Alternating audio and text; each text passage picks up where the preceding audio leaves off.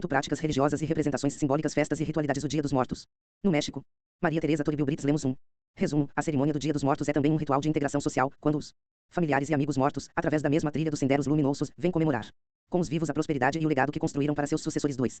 Durante essas festividades, mortos e vivos rompem as barreiras da alteridade e do antropocentrismo, e se confraternizam. As relações, nesse momento, obedecem a uma ética fenomenológica, estabelecida pelos limites mais profundos e obscuros, para as sociedades ocidentais, que são os limites entre a vida e a morte. Essa nova dimensão, estranha e atraente, é o objeto da nossa pesquisa sobre a história cultural mexicana. Palavras-chave: representações simbólicas, práticas culturais e festas populares. No México, as festividades do Dia de Todos os Santos e Dia dos Mortos são realizadas de 28 de outubro, dia de S. Judas Tadeu, a 2 de novembro. Essas festividades envolvem a maioria da população, das autoridades federais, municipais e eclesiásticas às pessoas ditas comuns. Consistem em um dos traços de identidade cultural que une os povos mexicanos em todo o país. Trata-se de uma identidade baseada no transcendental, que ultrapassa os limites da vida e atinge os níveis simbólicos da morte, unindo, em seus rituais, os mortos e os vivos. Delumel, 2003, observa que as relações com os mortos foram durante muito tempo ambígua. Todas as civilizações tradicionais, incluindo, em certa medida, a Europa cristã, comportaram-se como se acreditassem na sobrevivência do duplo. Aquelas sociedades acreditavam que os mortos, o corpo e a alma continuavam a viver e que poderiam retornar aos lugares onde haviam vivido. Segundo o autor, eles eram menos mortais que amortais, pelo menos durante certo tempo. 3. Os mortos eram tratados como se ainda estivessem próximos dos familiares. Inspiravam medo e, muitas vezes, tranquilidade. Dessa crença, decorriam atitudes complexas, temores e solidariedade. 1. Professora titular de História da América /UERJ. Procientista /UERJ. Coordenadora geral do PPGH /UERJ. Coordenadora do Núcleo de Estudos das Américas, Núcleas. 2. Alfred Tozer, M. Amaya Gremar, Anna Bride Republication, New York, Dover. 1921, 1977, P15 3. Morin, L. Omila Morta. Paris, L. Seuil, 1970, P132-56. 1. Campus XXV Simpósio Nacional de História Fortaleza, 2009. Delumel explica o receio que os mortos sem sepultura ou falecidos de maneira violenta infligiam aos vivos, perturbando como fantasmas a sociedade dos vivos, o que se tentava impedir por múltiplos ritos, mas também familiaridade baseada na convicção de solidariedade entre os vivos e os mortos. 4. As estreitas e afetuosas entre os mortos e os vivos explicam a realização, pelos familiares e amigos, de rituais e demais práticas culturais para lembrar e prestigiar os seus mortos. Essa aproximação também fortaleceu os laços de identidade entre os membros dos grupos sociais envolvidos com as pessoas falecidas. Felipe Arias, 2003, escreveu um longo trabalho sobre como o cristianismo aproximou os mortos dos vivos. As suas observações fundamentam os estudos sobre a morte. Embora nossa pesquisa seja sobre festas e ritualidades no Dia dos Mortos, as informações de Arias são consideráveis para explicar as práticas culturais realizadas para os mortos. Para o autor, a aproximação entre vivos e mortos manifestou-se particularmente pelo agrupamento dos túmulos em torno das sepulturas dos santos. O espaço da igreja preferido era junto aos túmulos dos mártires. Mais tarde, foram criados cemitérios nas proximidades das igrejas, mas os sepultamentos continuaram frequentes no interior do santuário. Deve-se ressaltar que os mortos, colocados sob a proteção dos santos e de suas relíquias, desempenham uma dupla função. Além de ajudar os outros mortos que acabavam de chegar ao local, eles também atendiam aos pedidos dos vivos. A estreita relação, instituída pelo cristianismo, entre vivos e mortos explica a criação da festa de Todos os Santos e, depois, da dos mortos. O seu caráter coletivo subtendia a continuidade do laço entre vivos e mortos, fato que foi confirmado pela instauração da festa dos mortos. 5. No México pré-hispânico, os enterramentos seguiam quase a mesma ordem. Eram realizados em lugares sagrados, perto dos ceras ou templos, junto com seus deuses. Representados pequenas estátuas, além de um cachorro, que acompanhava o morto para que ele não errasse o caminho para o Mictlán, lugar dos mortos. Uma vez por ano, em agosto, retornavam para rever seus familiares e participar das festas organizadas em sua homenagem. 6. Essas manifestações religiosas e profanas permanecem no imaginário de grande parte da população mexicana, com suas ressignificações, especialmente onde predomina a 4. Delumel, Jean que sobrou do paraíso. SP, Cia das Letras, 2003, P491. 5. Delumel, Jean Opsit, P493/5. 6. As informações descritas por Jean Delumel sobre os rituais e práticas no México não correspondem às fontes pesquisadas e aos relatos. Por isso, não serão consideradas neste trabalho. Delumel, Opsit, P491. 2. Campus XXV Simpósio Nacional de História Fortaleza, 2009. Mestiçagem ou em comunidades indígenas. Elas integram a cosmovisão de grande parte da população até os dias atuais. Nosso interesse neste projeto sobre festas populares e ritualidade, Dia dos Mortos, no México, é divulgar a cultura popular de algumas sociedades americanas com o intuito de levar ao conhecimento de maior número de pessoas que a vida cotidiana de um povo, o seu dia a dia, é fundamental para a construção dos elos de identidade, reciprocidade e sentimento comum de mexicanidade. Sobre a festa para os mortos, encontramos valiosos relatos nas obras dos cronistas espanhóis do século XVI, especialmente os Fris Diego Durán, Bernardino de Sahagún, Bartolomé de las Casas, Toribio de Motolinha e outros cronistas, além dos códices Florentino, Oban, Ramírez, Azcatitlán, entre outros consultados. A obra de Bernal Dias del Castillo, soldado que participou da expedição de Cortés, é uma das memórias mais completas sobre a vida cotidiana dos aztecas.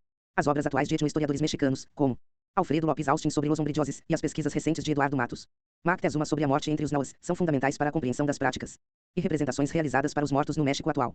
A importância dos relatos dos cronistas do século XVI, que estiveram no México ainda na década de 1520, deve-se ao fato de eles terem conhecido aquelas populações antes da destruição ocasionada pelas guerras contra o Império Azteca e a tomada da capital, Tenochtitlan.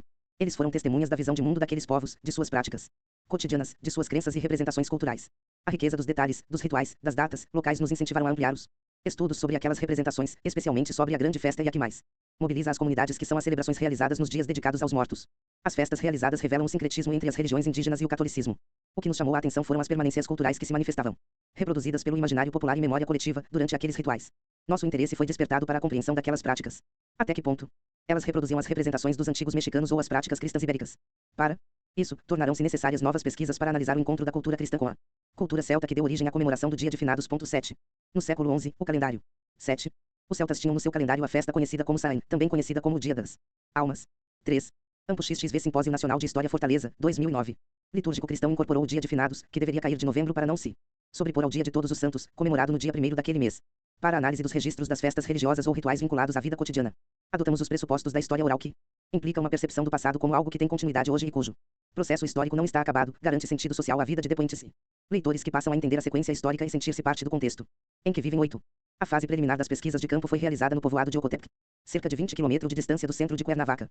As técnicas de coleta de dados mais utilizadas em pesquisa de campo consistem na observação, seguida da entrevista, para posterior aplicação de questionários. Dessa forma, de acordo com Trivinus, 1998, 9, a observação de um fenômeno implica em que ele seja abstraído de seu contexto, para que possa ser estudado em suas diferentes dimensões, tais como atos, significados e relações. Esses dados permitirão obter informações sobre as questões levantadas, além de constituírem importantes fontes para os estudos. 10. As visitas realizadas em Ocotep, centro da cidade de Cuernavaca, nos dias de Todos os Santos e dos Mortos, nos proporcionaram as primeiras impressões locais sobre aquelas celebrações. Na fase de coleta de dados junto às comunidades selecionadas, os procedimentos adotados foram os referentes ao observador não participante, isto é, o observador não se envolve com o contexto a ser observado, realizando suas observações à distância, sem participar como membro da situação. 11. Todas as entrevistas são de moradores das comunidades visitadas em Octopec, centro de Cuernavaca e Cidade do México. Apesar de desempenharem funções sociais diferenciadas em suas atividades profissionais, têm algo em comum que os aproxima: o envolvimento com a organização das festas para o Dia dos Mortos. Alguns são apenas participantes, mas a maioria consiste em participantes/organizadores. 8. Meire, José Carlos S. Manual de História Oral. S. Paulo, Loyola, 1996, p. 18. 9. Trivinus, ANS Introdução à Pesquisa em Ciências Sociais. S. Paulo, Atlas, 1995, e Moura, MLC Dilde. Manual de Elaboração de Projetos de Pesquisa. RJ. Eduerjum 998, p. 65. 10 Moura, ML Opsit, p. 65. 11 Idem, Opus CIT, p. 69. 4. Ampo XXV Simpósio Nacional de História Fortaleza, 2009. Entre eles há fabricantes de velas para as cerimônias, parentes de pessoas falecidas. Recentemente, padre da Igreja Católica, professores, alunos, funcionários públicos e vendedores ambulantes de flores dos mortos, a cempasúchil flor de 400 pétalas, velas, bebidas e comidas.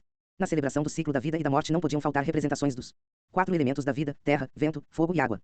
A flor cempasúchil simbolizava os mortos, pelo cheiro forte e desagradável. Os mexicanos acreditavam que as cores vivas das flores amarelas ajudavam os defuntos a encontrar o caminho de volta à sua casa. O suporte metodológico para os trabalhos de campo, os estudos e as indicações de Julie Cruikshank, 1998, 12, foram fundamentais para a pesquisa. Para ela, as expressões tradição oral e história oral continuam ambíguas porque suas definições mudam no uso popular, esclarece Cruikshank.